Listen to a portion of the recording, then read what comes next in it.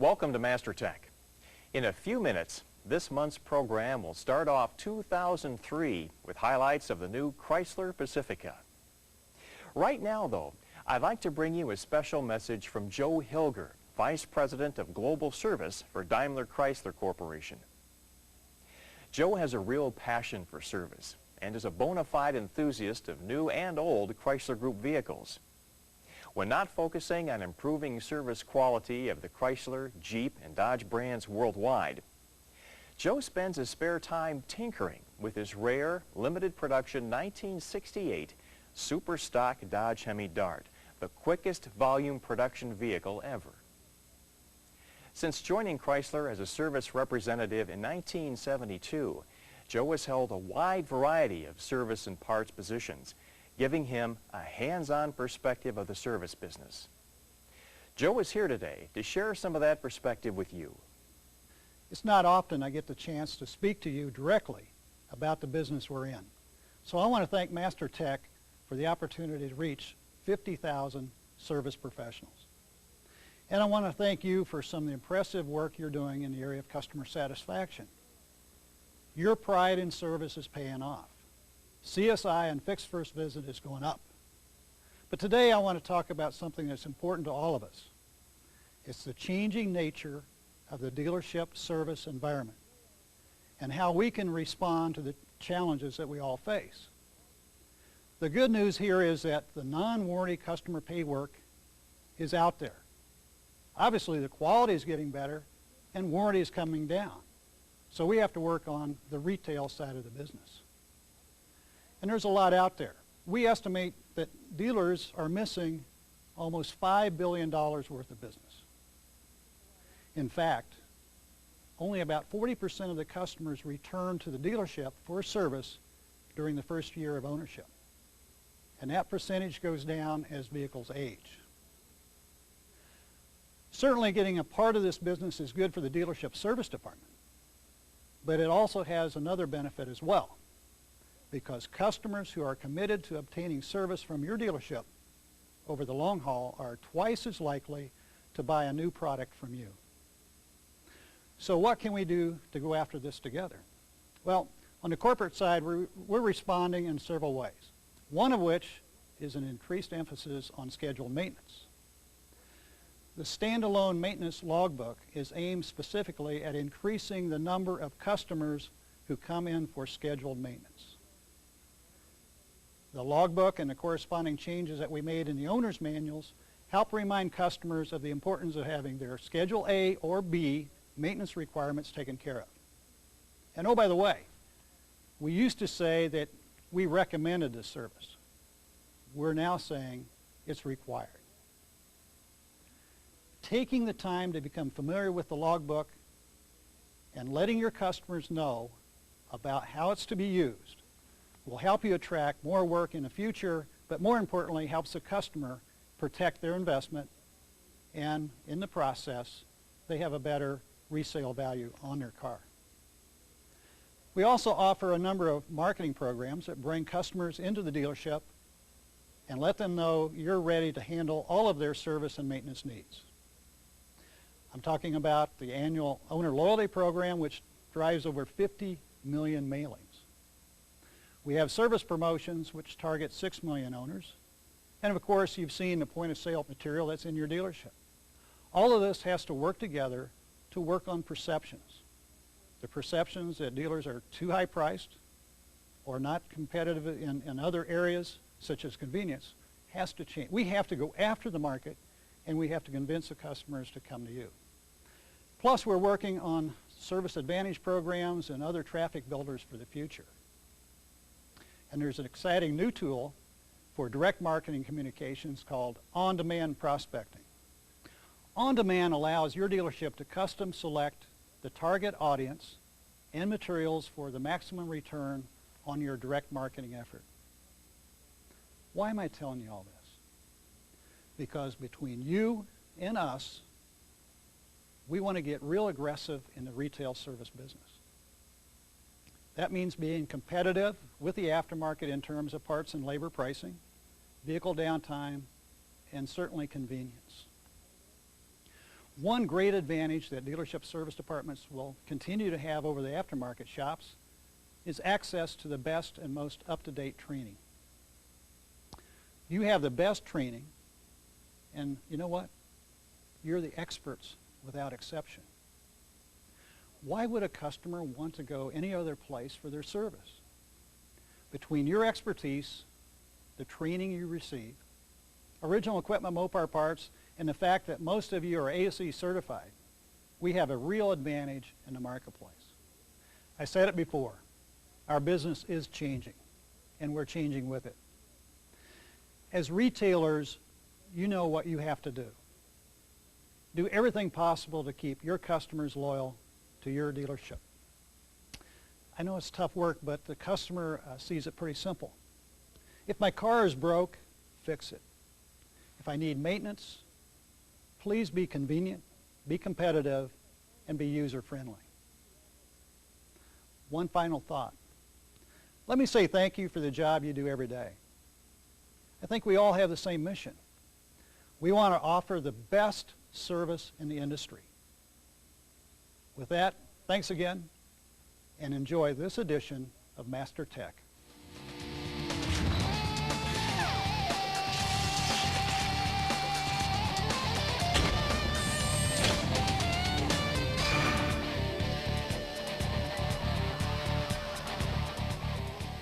Creating vehicles that defy conventional classification while meeting customer needs is one way for an automaker to achieve success. The Dodge Caravan and Plymouth Voyager pioneered the minivan segment, and Daimler Chrysler minivans continue to be immensely popular today. A more recent example of a segment buster is the Chrysler PT Cruiser, which should prove even more attractive with the addition of the 2.4-liter turbo engine. Now, Daimler Chrysler is launching another vehicle that establishes its own category, the Chrysler Pacifica.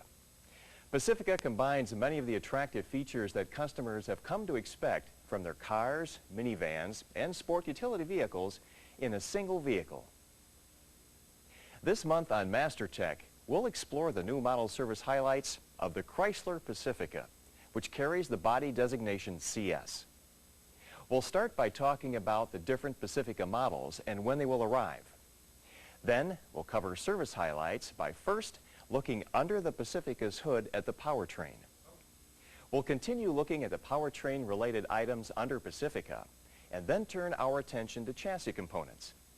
Following that, we'll explore the exterior of the Pacifica and then the interior, finishing up with the many body electrical features which help make the Pacifica so unique.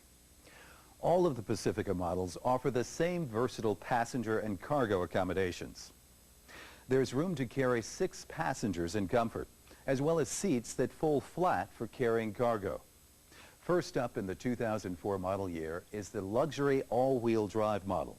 That's followed by a luxury front-wheel drive model scheduled to launch in July of 2003. And then a Highline front-wheel drive model later in the year. All models have a 3.5-liter engine as standard equipment. The engine and powertrain-related components are the subject of our next segment.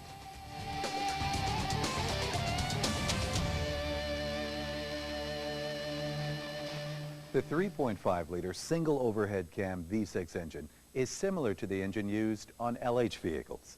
The biggest difference is that the engine is mounted transversely in the Pacifica. As you might expect, this resulted in some differences in the engine and transaxle mounting. Here's John to tell you more about that. The Pacifica uses a 4-mount system. 2 of the mounts are located on the sides of the engine and transaxle. Note that you'll need to remove the cradle to service the mount closest to the bulkhead. The other 2 mounts are torque control assemblies located at the front and rear of the engine and transaxle. To remove the engine from the Pacifica, you need to remove the engine and transaxle from the vehicle as an assembly. You can then separate the engine from the transaxle. Removing the engine and transaxle as an assembly requires the use of a new essential special tool number 8874 called a driveline support table. We'll get into transaxle removal a little later on. Right now, Michael has some more information about the Pacifica's engine. On top, you'll notice that the 3.5-liter engine uses a composite upper intake manifold, similar to that on LH.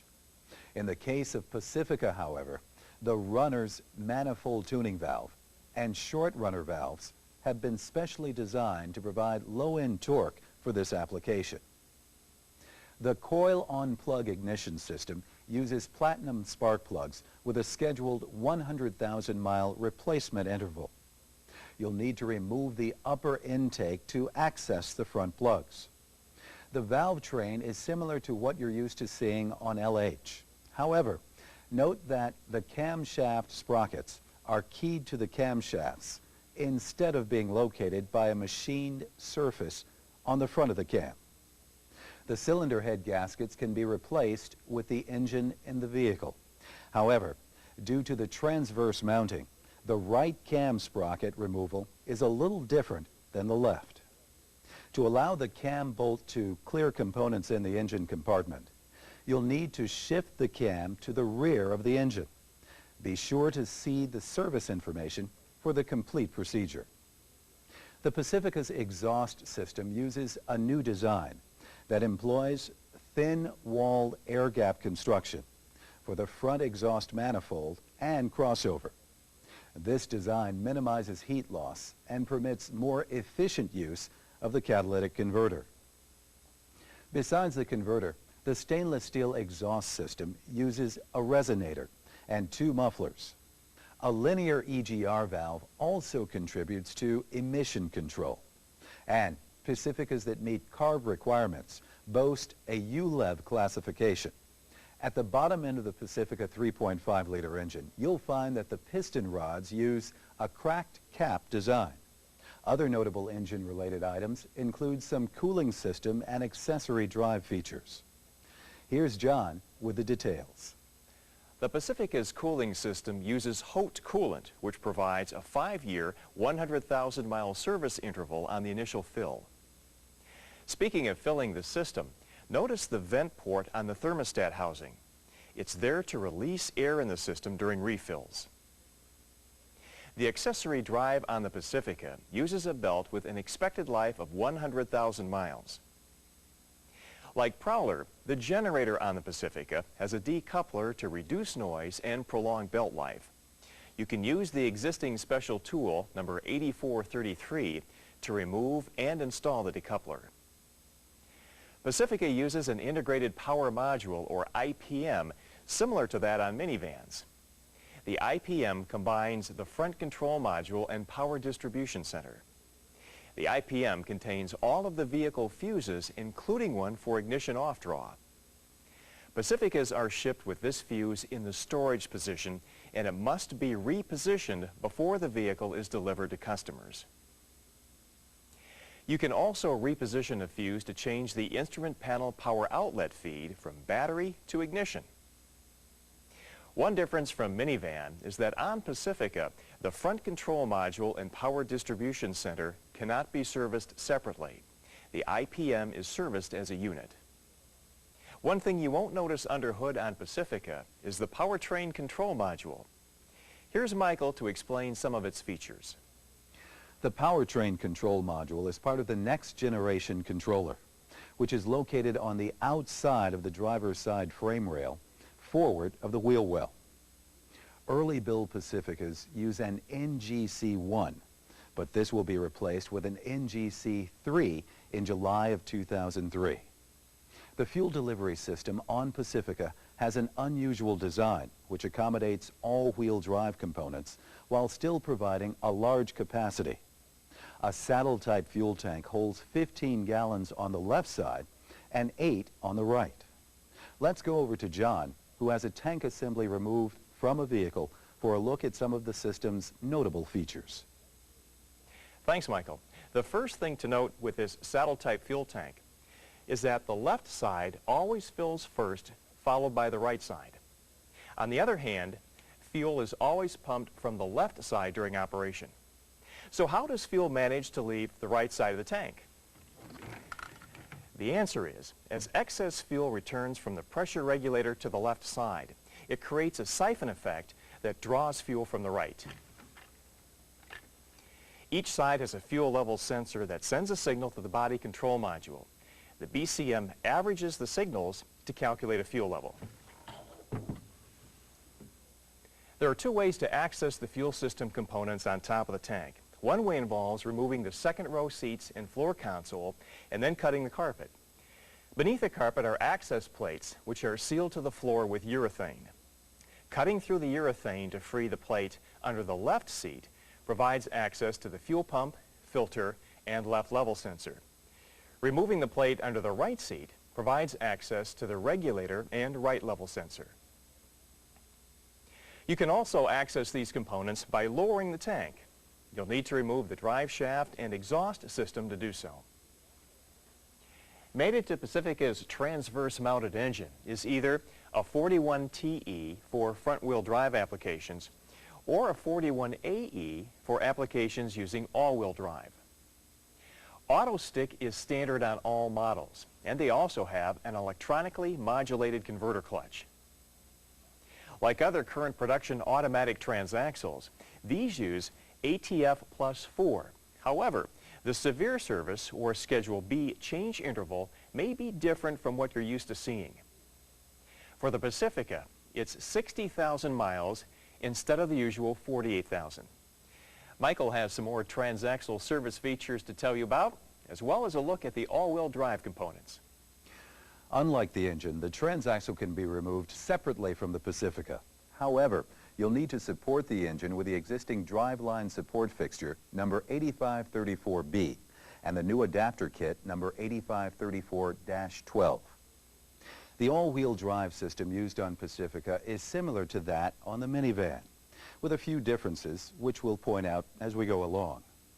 Attached to the transaxle at the front of the system is the Power Transfer Unit, or PTU. It uses 75W90 gear and axle lubricant as a lifetime fill under Schedule A, normal service. The drive shaft that connects the PTU to the rear driveline module is a three-piece design, but it is serviced as an assembly. The rear driveline module consists of the overrunning clutch and its housing, viscous coupling, and rear differential assembly. The overrunning clutch housing uses ATF +4 as a lifetime fill under Schedule A, normal service. Like the PTU, the rear differential uses 75W90 as a lifetime fill under Schedule A. The rear axle half shafts have a plug-in design. However, you'll need to remove other components to access the half shafts. So be sure to see the service information for the removal and installation procedures. That's about it for Powertrain Features. Next up is a look at the Pacifica's chassis components.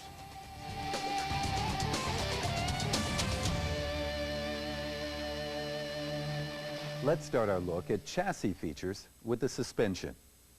At the front, the Pacifica uses McPherson struts and a link-type stabilizer bar. The struts have low-speed tuning valves that help optimize handling while providing a smooth ride. The lower control arms attach to a cradle, which also acts as a mounting location for the steering gear and engine. The cradle attaches to the body at 4 points. Toe is adjustable on the front suspension, and there is a service kit for adjusting camber at the lower strut mount. Another service item concerns the steering knuckle. It's made of aluminum, so be sure to use the procedures in the service information and the proper tools to avoid damage. Those are some of the notable front suspension features. Let's go to John for a look at the rear suspension. The Pacifica rear suspension uses coil springs along with 5 links that position the wheels in relation to the body. Load leveling shock absorbers use ride motion to adjust vehicle height. When it comes to servicing the rear suspension, note that toe is the only adjustable angle. It's adjusted with a cam. Also note that the rear knuckles in 3 of the links are aluminum, so you need to use the proper tools and procedures or risk damaging components. In fact, there's a new essential special tool, number 9050. It's used to retract the sleeve in the knuckle in order to separate the knuckle from the spring link. The rear crossmember, which anchors suspension components, attaches to the body at 4 points. Lowering the cradle on one side allows you to replace suspension components on that side of the vehicle. The steering and braking systems on Pacifica also have some operating characteristics and service items worth noting. The Pacifica has power rack and pinion steering that adjusts the amount of power assist to correspond to vehicle operating conditions. The steering gear can be removed through the driver's side wheel opening. The Pacifica also uses an all-new tilt steering column. It should be inspected carefully after any frontal impact, and it must be replaced after any impact that triggers the front airbags. The four-wheel disc brake system on the Pacifica uses twin piston calipers on the front along with vented rotors, and single piston calipers on the rear along with solid rotors. The rear rotor accommodates the drum and hat parking brake. The Tevis Mark 25 anti-lock brake system is standard on all models, and it provides electronic variable brake proportioning. Low-speed traction control is available on front-wheel drive applications.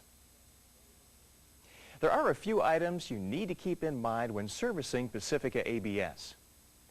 Tone wheels are integral to the hub and bearing assemblies. They cannot be replaced separately. A replacement hub and bearing assembly includes the wheel speed sensor, and wheel speed sensors can also be ordered separately. If you need to service the anti-lock brake controller, you can access it from under the vehicle. Our final chassis item is the tire pressure monitoring system.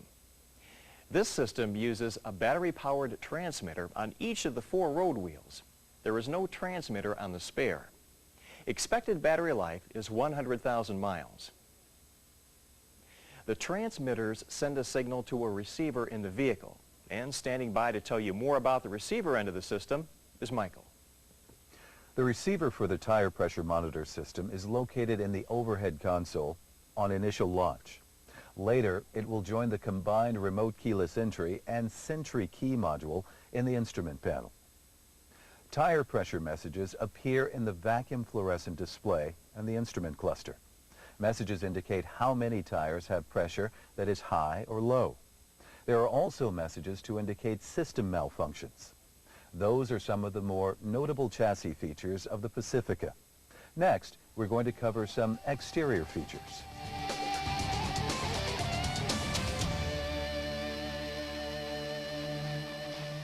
Let's begin our look at Pacifica's exterior features with exterior lighting.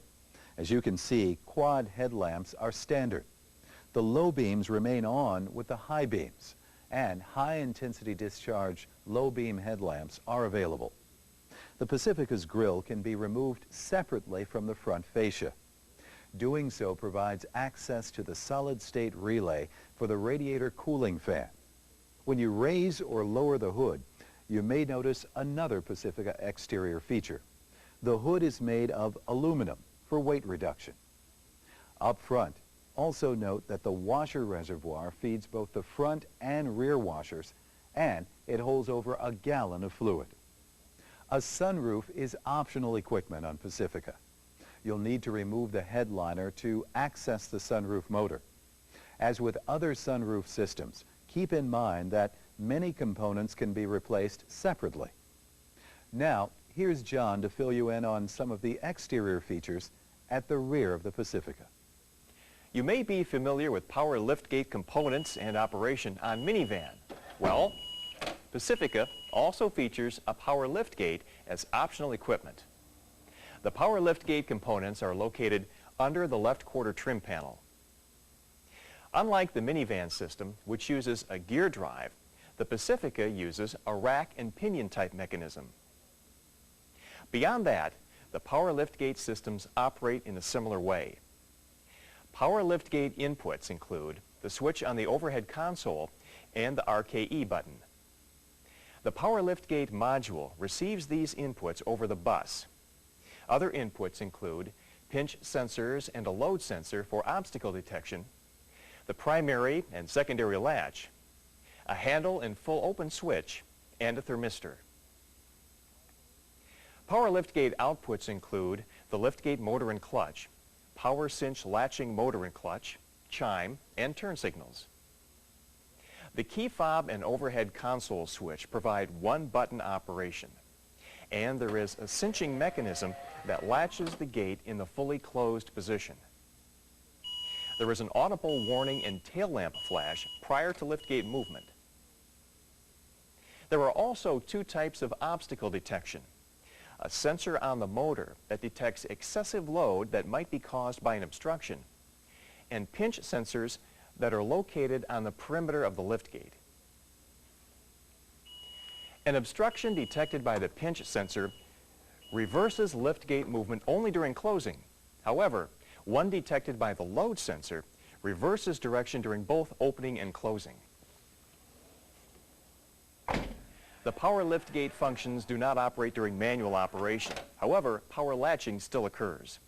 Multiple obstructions during one open or close cycle will interrupt power liftgate operation, as will temperatures that are below about -20 degrees Fahrenheit or -29 degrees Celsius, and above about 150 degrees Fahrenheit or 66 degrees Celsius.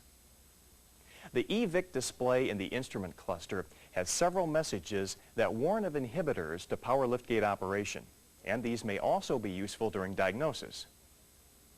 Speaking of diagnosis, troubleshooting procedures for the power liftgate are located in the body diagnostic procedures, and you can retrieve diagnostic trouble codes with the DRB3. There are a few other exterior features at the back of the Pacifica worth noting. For one thing, the CHIMSL uses LEDs, not bulbs, for longer life. The tail lamp housing is easily removed for bulb service. After removing the push-in fasteners at the rear of the housing, you simply pull it straight back. Pacifica's radio antenna is bonded to the right side quarter window and is serviced with the window. Heated exterior power mirrors are standard on Pacifica, and exterior mirrors with memory settings are available. Also available are an automatic dimming driver's side mirror and inside rear view mirror. That does it for exterior features. Next, we're going inside the Pacifica for a look at interior and body electrical features.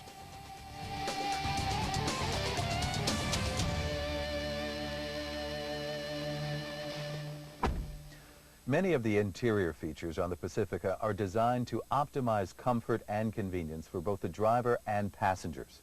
For example, all 4 of the power windows feature one-touch down operation. Pacifica window controls are also designed to provide a high level of feedback during use. An LED on the lock button indicates that this feature has been activated, while at the same time canceling illumination in the disable switches. When it comes to service, you'll find that the power window motors can be removed separately from the regulators. An 8-way power driver's seat is standard on Pacifica, and a 10-way power seat is available with memory settings.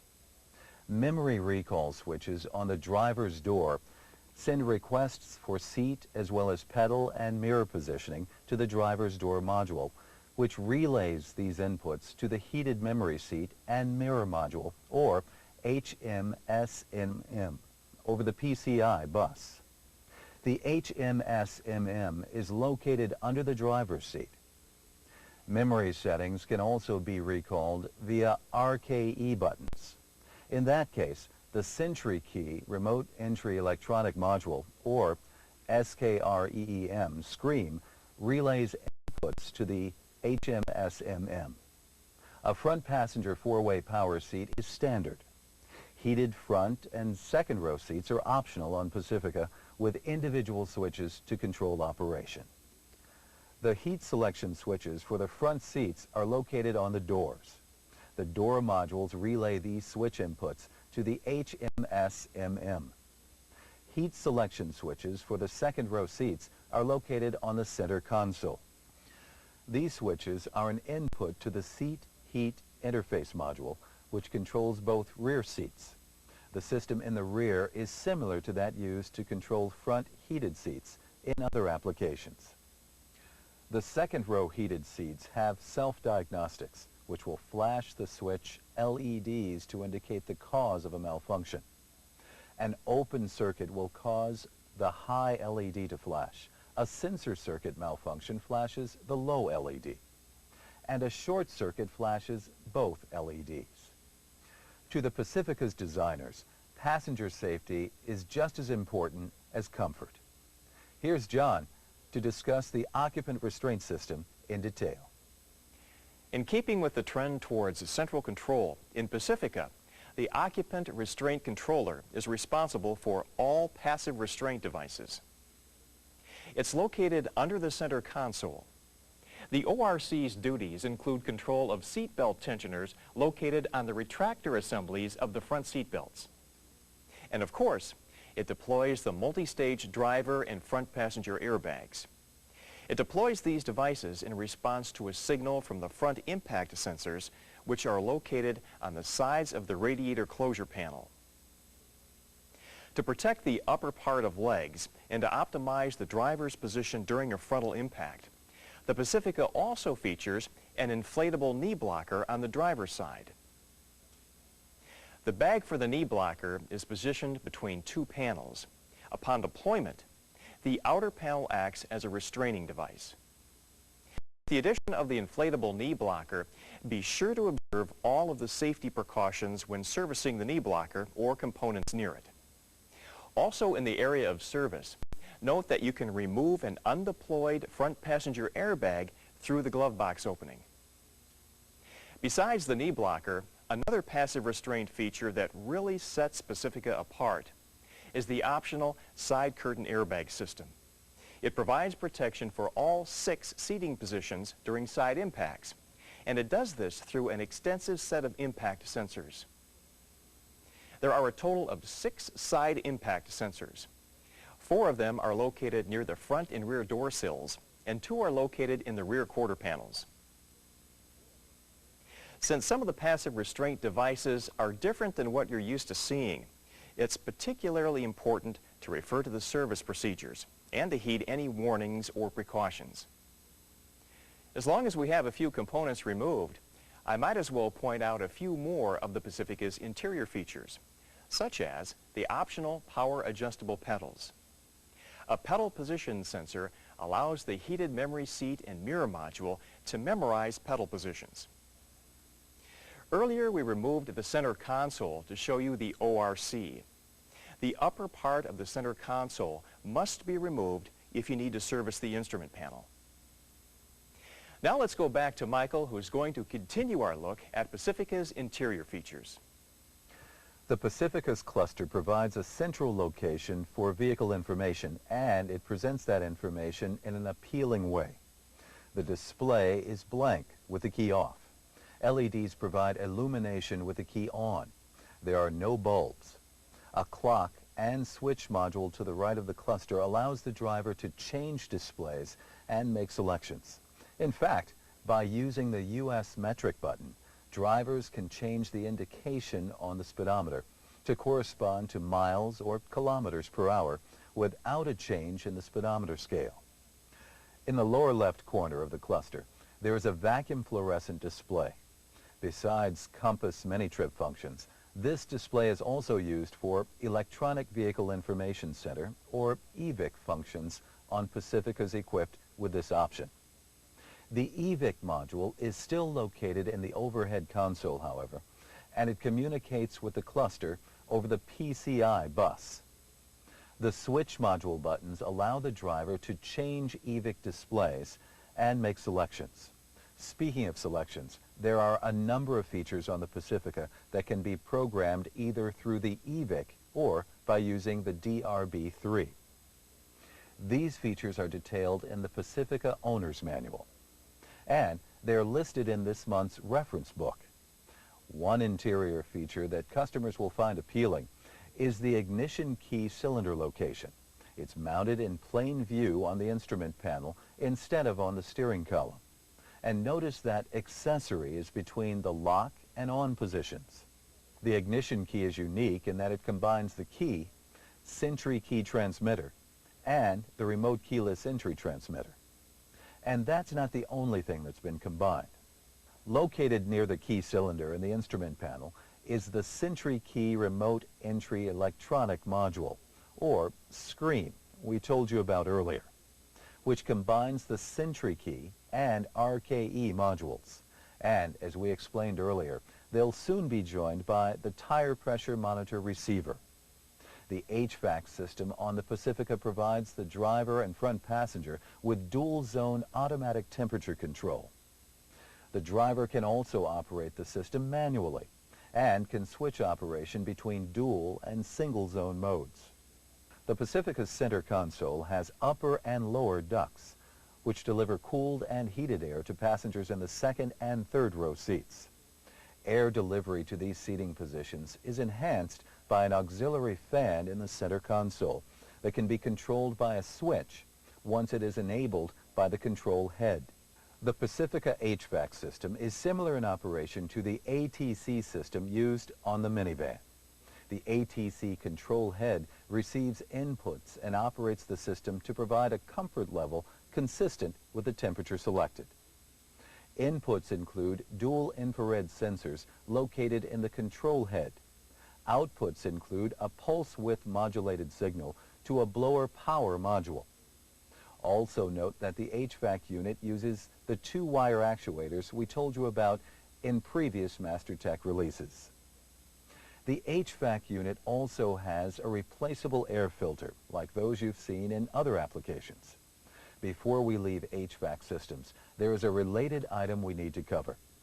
To enhance HVAC system operation, the PCM raises engine speed 100 RPM at ambient temperatures below 30 degrees Fahrenheit or minus 1 degree Celsius.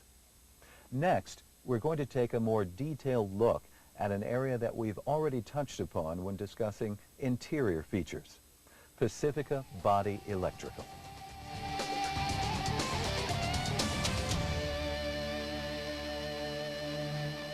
Before we get into some examples of how Pacifica's body electrical system works, we first need to talk about the Pacifica's communication network. It's the single-wire programmable communications interface, or PCI bus system, that has been the subject of several previous Mastertech programs. The June 2002 Mastertech should prove particularly useful since, like other current PCI bus systems, the one on Pacifica does not have a diagnostic junction port. See this month's reference book for a diagram detailing the modules on the Pacifica's PCI bus network, as well as for the network's main branches. In the last segment, we discussed some interior features that involve control modules working alone and with one another.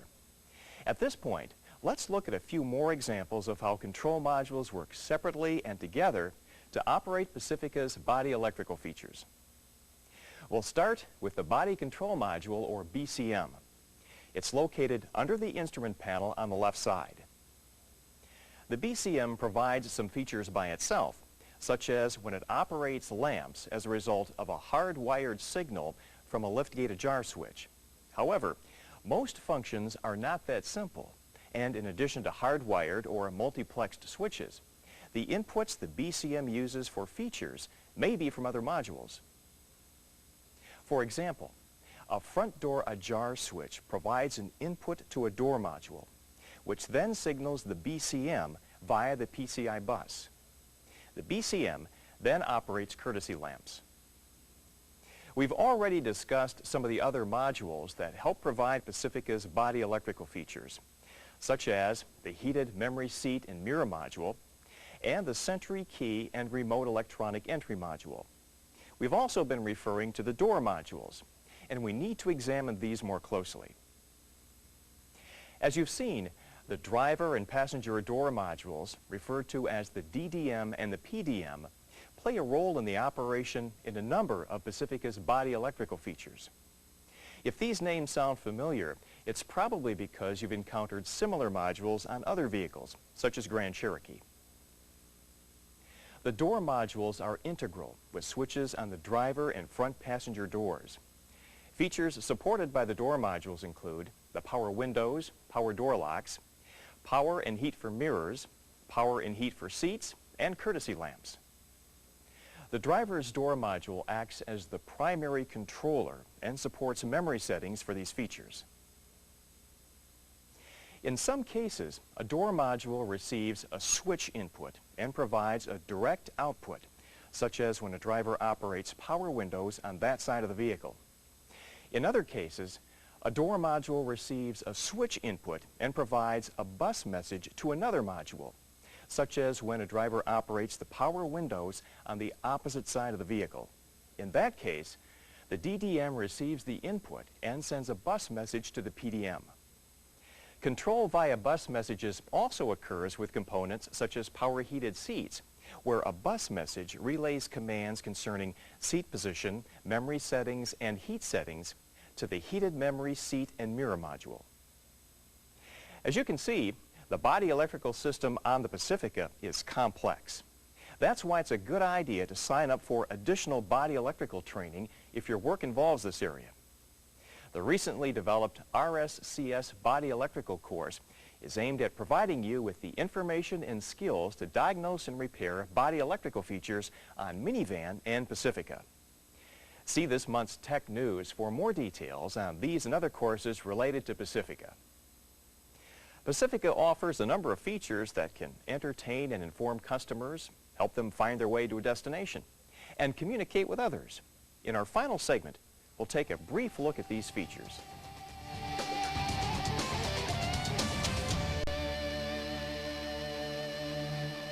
In the area of entertainment and information, first, let's briefly look at the sound systems. An AM/FM CD radio with a 200-watt sound system is standard with Pacifica, and an AM/FM cassette CD radio with a 385-watt system is optional. The amplifiers for these systems are accessible through the storage compartment at the right rear of the cargo area. The subwoofer for the intermezzo system is located in the right rear corner of the vehicle. Steering wheel audio controls are standard, and the memory system provides memory settings for the radios. An in-dash 6-disc CD DVD player is optional and is used with the rear seat video entertainment center, which is also a factory option. The video entertainment center is also a dealer-installed accessory, and a video screen mounting provision is standard on all Pacificas to facilitate installation.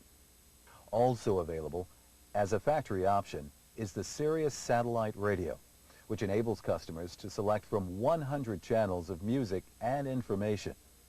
The antenna for receiving the satellite broadcasts is attached to the roof at the rear of the Pacifica. The Sirius receiver unit is located on the right side of the rear storage area. A navigation system is also available as factory equipment. The antenna, which receives signals from GPS satellites, is located on top of the instrument panel, and the navigation unit is located in the storage area in the left rear corner of the Pacifica. The navigation images are projected onto the cluster display in about the same area as the speedometer.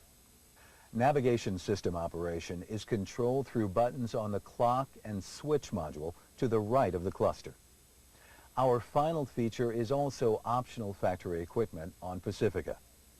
Uconnect allows hands-free operation of the user's own cell phones. A microphone on-off switch and a switch for selecting voice recognition are located in the rearview mirror. The microphone allows the user to speak on the phone and to operate the system with voice commands. Uconnect employs the vehicle's speakers to communicate with users and for incoming voices. Users can place their phones anywhere in the vehicle while phoning with Uconnect. There is one qualification regarding the cellular phone used, however. It must employ Bluetooth hands-free profile technology. Want to know more about these systems? Then tune in to the February Mastertech, when we'll be discussing them in more detail. These systems are also covered in the body electrical course we told you about earlier. That's it for this month's look at the Chrysler Pacifica. Thanks for watching.